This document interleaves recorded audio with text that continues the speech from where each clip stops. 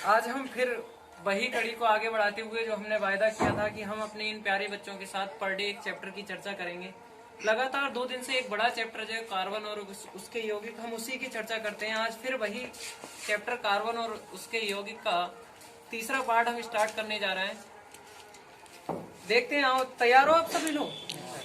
एक क्वेश्चन है इसमें, हाइड्रोजनीकरण क्या है। हाइड्रोजनीकरण के बारे में क्वेश्चन आपकी परीक्षा में आता ही है और है भी थोड़ा ठीक ठाक तरीके से, इसलिए ये आपको देख लेना चाहिए। हाइड्रोजनीकरण कह रहे हैं असंतृप्त हाइड्रोकार्बन श्रृंखला में हाइड्रोजन के योग को हाइड्रोजनीकरण कहते। कह रहे हैं असंतृप्त श्रृंखला कार्बनिक यौगिक में हाइड्रोजन के जुड़ने की क्रिया को ही क्या कहते हैं? हाइड्रोजनीकरण कहते। यानी कि किसी रिएक्शन में अगर हाइड्रोजन जुड़ेगा तो वो हाइड्रोजनीकरण कहलाएगी। ठीक है, जैसे एथाइन में हाइड्रोजन जुड़ करके क्या बना लेती है? एथिलीन बना लेती है, एथीन जिसे कहते हैं। तो यह क्रिया क्या कहलाती है? हाइड्रोजनीकरण कहलाती। अच्छा, मैंने तुम्हें पहले ही बताया था साबुन क्या है। साबुन का एक दीर्घ में क्वेश्चन भी दे रखा है इसमें। कह रहे हैं साबुन क्या है, इसके बनाने की रासायनिक समीकरण लिखिए। तो साबुन का क्वेश्चन मैंने तुम्हें कल भी बताया था। तो साबुन आप लोग याद करके आए हो? कार्बन और उसके कार्बन और उसके यौगिकों नहीं, मैं बताता हूँ। कह रहे हैं उच्च अणुभार वाले मोनोकार्बोक्सिलिक यौगिकों को साबुन कहते। ये क्वेश्चन मैं लगातार 2 दिन से चर्चा में कर रहा हूँ कि उच्च अणुभार वाले मोनोकार्बोक्सिलिक अम्लों को साबुन कहते। साबुन का क्वेश्चन 100% आने के 100% चांस है और आता भी है। शॉर्ट में भी आने की प्रबल संभावना है, दीर्घ क्वेश्चन में भी आने की प्रबल संभावना है। और इसका सूत्र किसमें आने की संभावना है? इसका सूत्र बहुविकल्पीय में भी आने की संभावना।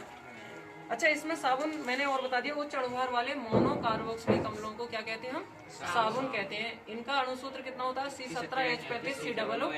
इसका रासायनिक नाम क्या होता है? सोडियम स्टीयरेट इसका नाम होता है। अच्छा, ये बनाए किससे जाते हैं? तो ये बसा से बनाए जाते हैं। तो बसा से बनाने के बाद किसका क्या बनता है? इसका पहले ग्लिसरॉल बनता है और ग्लिसरॉल के बाद साथ क्या बन जाता है? साबुन बन जाता है। इस लोग रिएक्शन को आपकी बुक में बड़ी अच्छी तरीके से दे रखा है। मैं एक बार पढ़ करके बता देता हूँ कि आप लोग याद कैसे करोगे। तो ये याद करने की इसका ये CH2COO C17H35 single bond CH COO C17H35 single bond CH2COO C17H35 की रिएक्शन किससे करानी है? सोडा लाइम से करानी है, इनके NaOH से करानी है। तो क्या बन जाएगा? CH2OH CHOH CH2OH ग्लिसरॉल बना प्लस 3C17H35COON साबुन बन जाता। अच्छा, इन्हें साबुन की रिएक्शन को बहुत अच्छे से याद कर लेना है क्योंकि साबुन तो आना ही है 100% तरीके से। फिर इन्हें एक नीचे क्वेश्चन दिया है कि अच्छे साबुन की विशेषताएं क्या होती हैं या श्रेष्ठ साबुन की विशेषताएं क्या होती। तो अच्छे साबुन में निम्नलिखित गुण पाए जाते हैं। कहना है साबुन क्षार रहित होना चाहिए, इनकी साबुन में क्षार नहीं होना चाहिए, वरना हमारे स्किन पे क्या होगा? दिक्कत आ जाएगी। अगर क्षार वाला साबुन होगा तो हमारी स्किन जो है भद्दी हो जाएगी और उस पर कुछ दिक्कतें आने की संभावना रहती।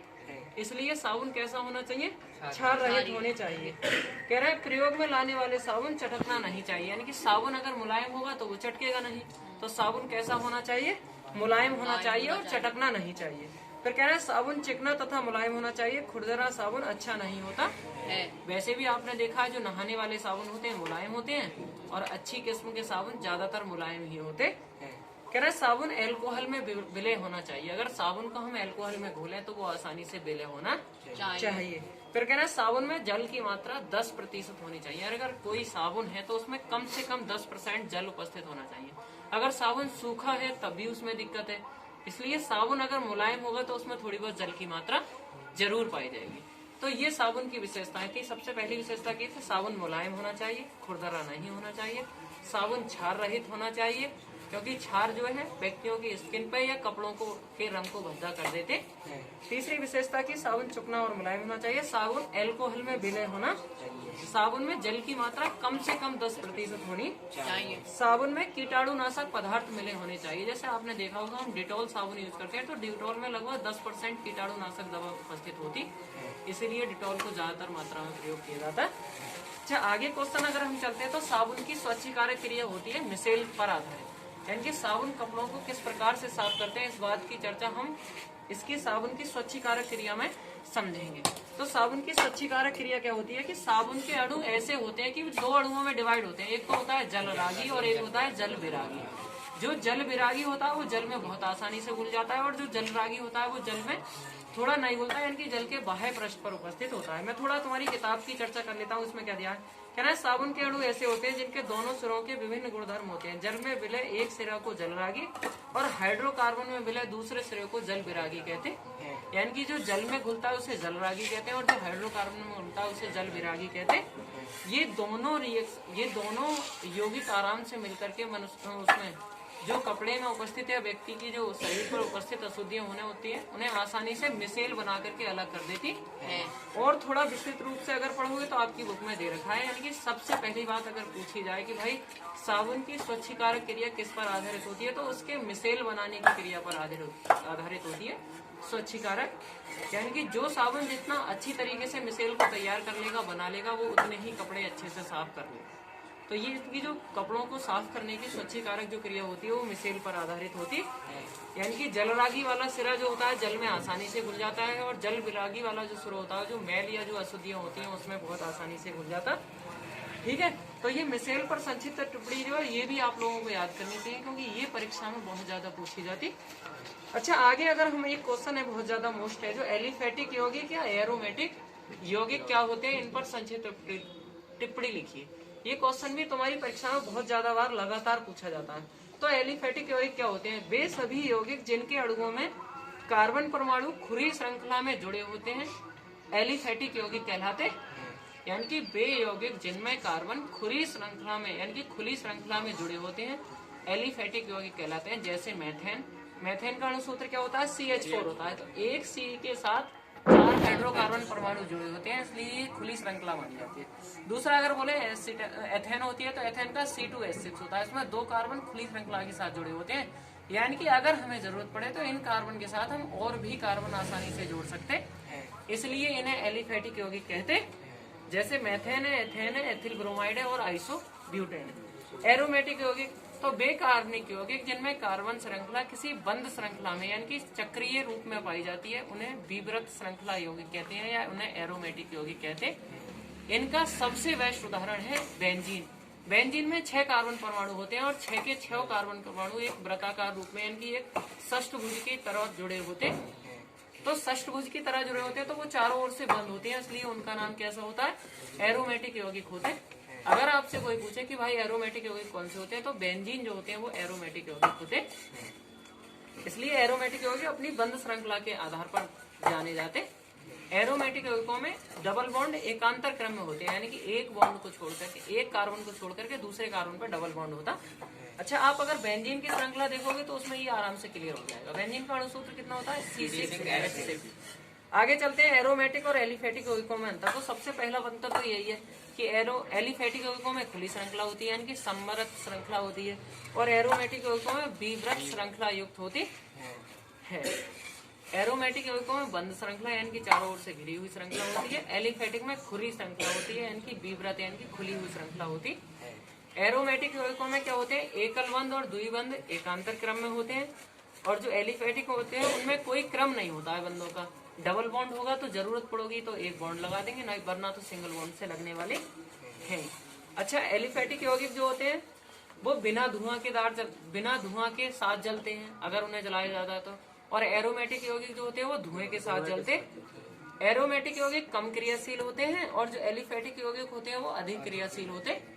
और एक दो अंतर है वो आप अपनी बुक में देख लेना, जो मोस्ट अंतर थे मैंने वो आप लोगों को बता दिए।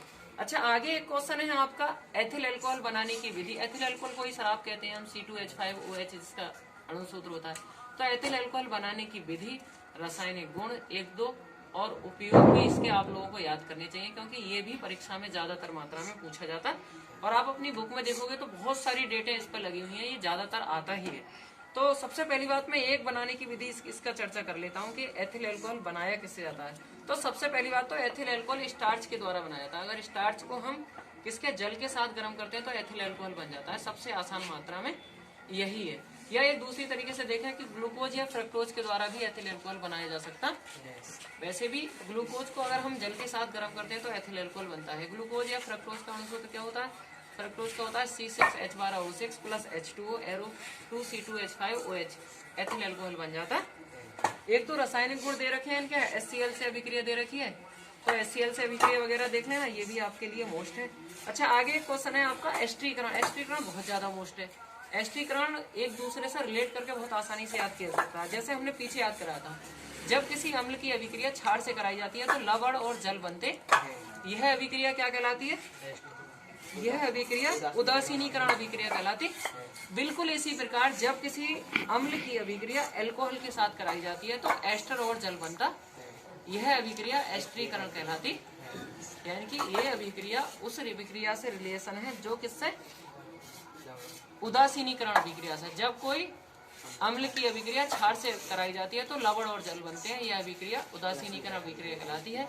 बिल्कुल इसी प्रकार जब किसी अम्ल की अभिक्रिया क्षार से जब किसी अल्कोहल की अभिक्रिया अम्ल से कराई जाती है तो लवण और जल बनता है। यह अभिक्रिया एस्टरीकरण कहलाती।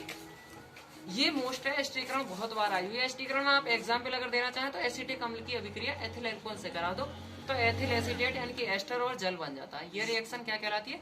एस्टरीकरण कहलाती है। बहुत सीधी सी रिएक्शन है। CH3COOH plus C2H5OH arrow CH3COOC2H5 ester बन गया प्लस जल H2O जल निकल गया। तो ये दोनों रिएक्शन आपको याद कर लेनी है, बहुत अच्छी रिएक्शन है। एक रिएक्शन एथिल एसिटेट की अगर जल से अभिक्रिया कराएंगे तो एसिटिक अम्ल और एथिल अल्कोहल बन जाता है। यानी कि ये रिएक्शन दोनों ओर हो जाती है। अच्छा, इसका उपयोग क्या होता है प्रयोगशाला में? अभिकर्मक के रूप में या सिरका बनाने में इसका उपयोग किया जाता है। तो ये थे इस चैप्टर के सबसे ज्यादा मोस्ट। एथिल अल्कोहल बनाने की विधि, एस्टरीकरण, साबुनीकरण क्या है, साबुन बनाने की विधि या साबुन की स्वच्छीकारक क्रिया। एक मोस्ट क्वेश्चन आपको मैं दे रहा हूँ, साबुन से संबंधित क्वेश्चन 100% इस बार सन 2023 की बोर्ड परीक्षा में 100% पूछे जाने की संभावना है। तो आपको साबुन से संबंधित जितना भी मैटर इसमें दे रखा है वो तैयार कर लेना है। आज के लिए बस इतना ही काफी। मैं थोड़ा सा रिकॉल करूंगा पीछे का जो मैंने कल आप लोगों को बताया था, वो आप लोगों ने शायद याद ही कर लिया होगा या बेसिक तरीके से याद रहा होगा। जैसे कार्बन के परमाणु क्रमांक की अगर बात करें हम तो कार्बन का परमाणु क्रमांक कितना होता है? अच्छा, कार्बन का संकेतक क्या होता है?